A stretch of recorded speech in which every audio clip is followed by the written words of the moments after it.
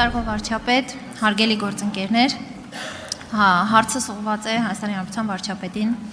Պարոն վարչապետ, Հայաստանի դեմ արդեն տևական ժամանակ է մղվում է հիբրիդային պատերազմ, որը կամ դրա տեղեկատվական բաղադրիչը վերջին շաբաթներին սրվում է գնալով, եւ սա բնականon է, որովհետեւ ընտրական ցիկլ է եւ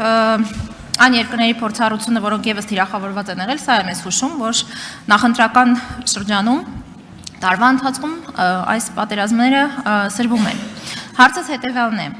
այսօրվա անսահմանափակ տեղեկատվական հորձանուտում ըստ ձեզ ինչն է, որ Հայաստանի քաղաքացին պիտի նկատի, ինչն է, որ Հայաստանի քաղաքացին պիտի պահի իր ուշադրության կենտրոնում։ Շնորհակալ եմ։ Հարցին կպատասխանի Հայաստանի Հանրապետության վարչապետը, համեցեք պարոն վարչապետ։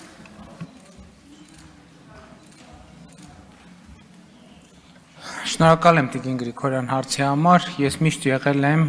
եւ շարունակում եմ մնալ եւ կլինեմ այն համոզմանը, որ ինչ որ պետք է որ նկատի Հայաստանի քաղաքացին կնկատի։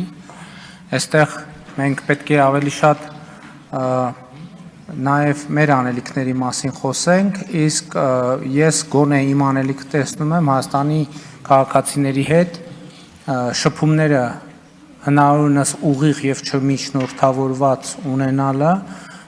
եւ պետք է ասեմ, որ ընդ որում դա երբեք չի ընդհատվել։ Ես եթե հետահայաց նայենք վերջին տարիներին, կտեսնենք, որ ամեն տարի կան պնդումներ, որ կառավարությունը եւ քաղաքական մեծամասնությունը պատրաստվում է արտահերթ խորհրդարանական ընտրությունների։ Դա ինչի է դա կապված եղել այդ պնդումը, որովհետեւ եւ ես եւ մեր մյուս գործընկերները շատ ակտիվ մարզային հանդիպումներ են ունենում, ուղիղ շփումներ են ունենում քաղաքացիների հետ, իսկ արդեն ծանոթ ձեռագիր է նա, որ եթե դու պաշտոնյան անմիջական մոտ տարածությունից քաղաքացի տեսնում է, ուրեմն դա ուղիղ ապացույցն է նրան, որ կառավարությունը կամ քաղաքական մեծամասնությունը պատրաստվում է արտահերթ ընտրությունների։ Իսկ մենք ինչպես եւ նախկինում չենք պատրաստվում արտահերթ ընտրությունների, մենք զբաղված ենք մեր ամենօրյա աշխատանքով եւ քաղաքացիների հետ շփումը դրա շատ կարեւոր մասն է։ Իմիջիայլոց ես նաեւ ուզում եմ ասել, որ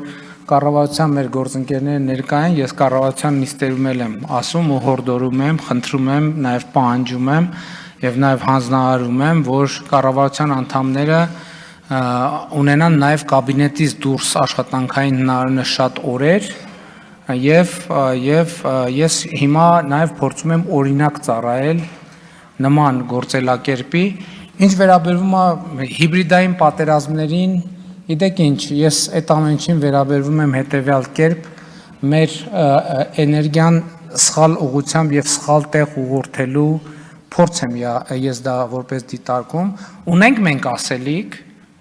մենք ասելիքը պետք է ասենք ժողովրդին եւ ժողովուրդը էլ եմ ասում, ինչին պետք է ուշադիր լինի, ուշադիր կլինի։ Հիմա ասենք օրինակ հանրապետությունում 16 միլիոնի ծրագրով 2000 տուն է կառուցվում, 2000 տուն սահմանամերձ գյուղերում։ Դե ինչ հիբրիդային պատերազմ ուզում է լինի։ Չի կարող այդ հիբրիդային պատերազմը այդ տները վերացնի։ Հարյուրավոր մանկապարտեզներ են արդեն կառուցվել։ Հարյուրավոր դպրոցներ են կառուցվում։ Դե ճանապարհներն էլ,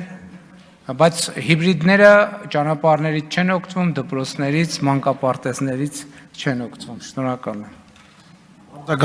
Արձագանք։ Շնորհակալ եմ եւ միանշանակ կիսում եմ ձեր կարծիքը, որ ինչքան էլ որ ջանք ներդրվի հիբրիդային պատերազմի վրա, դերևս դրա լավագույն ոչ թե հակընդդեմ քայլը, այլ դրան լավագույն պատասխանը մեր կողմից ամենօրյա ռեժիմով մեր հանրության հետ շփումն է ու ինֆորմացիայի տարածումը։ Կարծում եմ, որ պիտի ավելի ու ավելի շատ ներգրավենք դրանում։ Շնորհակալ եմ։ Գիտեք, ես կարող եմ ասել եւ մեր գործընկերները կվկայեն ընդդիմադիր ժամանակներից ես երբ որ խոսվում էր, որ մենք հաղորդակցության սահմանափակումներ ունենք, մենք հաղորդակցության խնդիրներ ունենք, որ մեր ասելիքը տեղ չի հասնում, ես երբեք դրան չեմ հավատացել։ Ես հավատացել եմ միշտ քաղաքացու այդ երկխոսությանը եւ չեմ հավատացել աղմուկին։ Այսինքն աղմուկը ինքը ուրիշ բան է, իրական բովանդակությունը եւ իրականությունը ուրիշ բան, եւ քաղաքական անկեղծությունը եւ ազնվությունը ուրիշ բան, այնտեղ որտեղ մենք սխալվել ենք, պետք է ընդունենք, որ սխալվել ենք, այնտեղ որտեղ մենք չենք սխալվել,